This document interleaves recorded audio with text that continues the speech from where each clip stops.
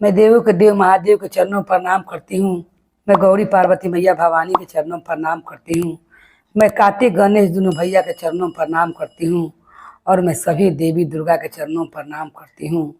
जितने गुरु भाई बहन हैं उनको मैं प्रणाम करती हूँ और महादेव से दया मांगती हूँ कि हे महादेव, आप सब पर दया कीजिए, पल पल दया कीजिए। हे महादेव, गुरु भाई बहन लोग, कहा जाता है कि लोग पेट में घुस कर ही विश्वासघात करते हैं। इसीलिए कोई पर इतना ही विश्वास नहीं कर लीजिए कि वो आपका विश्वास का फायदा उठा ले और आपको ऊपर वो घात हमला कर दे। इसी के बारे में कथा है गुरु भाई बहन लोग। एक जंगल में एक बहुत ही विशाल सर्प रहता था। वो सर्प अब बूढ़ा हो गया था। उसे चल फिर में अब दिक्कत होती थी। उसे अपना भोजन खोजने में भी दिक्कत होता था। अब वो सोचता था कि मैं ऐसा क्या उक्ति लगाऊं कि मुझे कुछ काम भी ना करना पड़े, इधर उधर भोजन के लिए जाना ना पड़े और मुझे एक ही जगह रहला पर भोजन मिल जाए। मगर कहा जाता है गुरु भाई बहन लोग कि दो हाथ है, जब तक पकाइएगा नहीं तब तक कैसे खाइएगा, और जब तक कमाइएगा नहीं घर में सामान कैसे आएगा।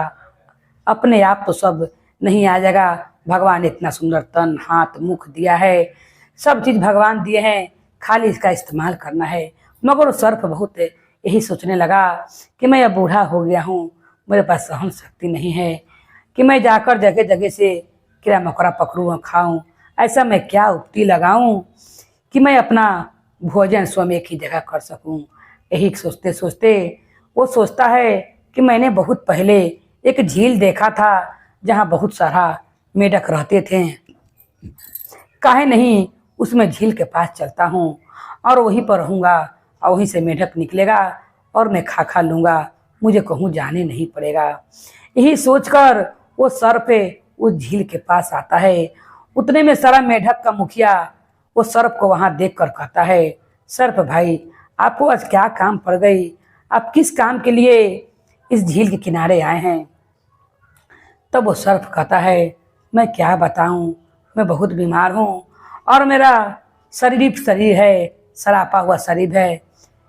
कहता है मेढक, कि आपको क्या शराब पड़ा हुआ है, मुझे बताइए। तब उक्ति लगाकर सर्प कहता है कि मैं एक समय एक मेढक था और मैं उस जन्म में मेढक था और मैं उतने में मेढक था और मेढक जाकर ऋषि मुनि के पैर के लगे छुप जाता है और ऋषि मुनि उसी समय श्राप देते हैं कि जाओ, तुम्हें मैं श्राप देता हूँ कि तुम ऐसे ही अधमरू हो जाओगे और तुम्हारे खाने पीने का शक्ति खत्म हो जाएगा।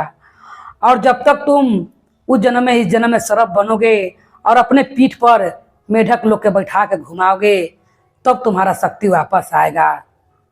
ये सुनकर मेढक सोचता है, मेढक का मुखिया, कि बेचारा कैसा श्राप मिल गया है। अगर इसका पीठ पर बैठला से हम लोग के इसका श्राप खत्म हो जाएगा तो काहे ना हम सब मेढक के झील में से निकाल कर इसका पीठ पर बैठा देते हैं, पारा पारी इसका श्राप भी खत्म हो जाएगा। अब वो मेढक को विश्वास दिलाता है कि मैं खाऊंगा नहीं किसी को, खाली अपना श्राप के चलते मैं यहाँ पर आया हूँ कि मैं कि दोषी हूँ।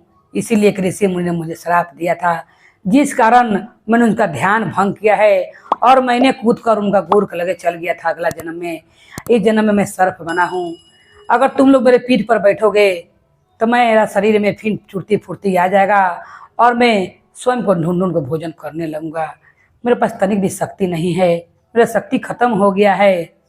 मेढक कहता है, भैया ऐसा बात है तो मैं अपने जितने यहाँ पर मेरे मित्र लोग हैं मैं सबको निकलवाता हूँ, अब आपको सवारी कराता हूँ, क्योंकि आपके पीठ पर बैठला बहुत अच्छा बात है कि हम लोग कभी कोई बैठने वाला मिल गया, सब लोग का तो सब कुछ सवारी है, मेरा भी सवारी समझ तो हो ही गया, आपको पीठ पर बैठूंगा तो कितनी अच्छी बात है।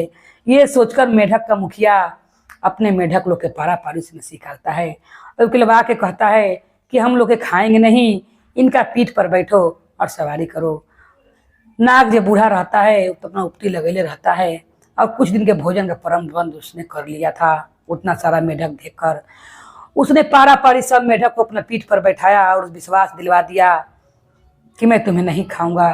लास्ट में जब मुखिया का बारी आया तो उसका शरीर, जैसे उसने सर्फ पर अपना शरीर रखा, अब वो उसे घुमाने इतना नहीं रहा।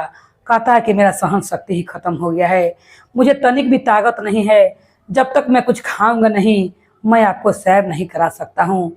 मुखिया सोचता है कि मेरा जो से छोटा छोटा प्रजाति था वो सब इसका सवारी कर लिया और इस पर घूम लिया, और मुझे कहूँ सर्फ ने अपने पीठ पर बैठा कर घूमे बे नहीं किया, ये तो कोई खाएगा नहीं। जो छोटा छोटा बच्चा है ये सर्फ आप खा लो कि मुझे भी घुमा सको, ऐसा कह दिया। अब वो तो सर पे ही चहबे करता था मुखिया के कहला से। जितना छोटे छोटे बच्चे थे सबको सर्फ ने खा लिया, और खाकर तब बोलता है मुखिया कि अब घुमाइए। तब लास्ट में बारी था ये मुखिया का, उसको भी उस सर्फ ने खा गया और खाकर सारा मेढक का काम तमाम कर दिया। जब मेढक का काम तमाम कर दिया तब वो सर्फ करने लगा, कितना बुड़बक की मेढक था मेरी बातों में आ गया। तो गुरु बहन लोग, गुरु भाई लोग, कैसे सर्फ ने विश्वासघात किया और कैसे वो अपना विश्वास बनाकर और मेंढक पर भारी पड़ गया। इसीलिए अगर कोई से आपको से कोई बात ना करते होके और एक बैग आपसे बात करने लगे तो समझिए कितना चपलूसी क्यों मार रहा है। जरूर जो हमसे हमेशा नहीं बोलता था आज एक बैग बोल रहा है, इसका मन में ऐसा क्या बात है। उस पर विश्वास ना कीजिए, वो कभी भी आप पर भारी पड़ सकता है। जिस तरह उस सर्फ ने उस मेढक पर भारी पड़ा और सबको भोजन कर गया। बोली हर हर महादेव की जय, गौरी पार्वती मैया भवानी की जय, भैरव भैया की जय, हर हर महादेव की जय।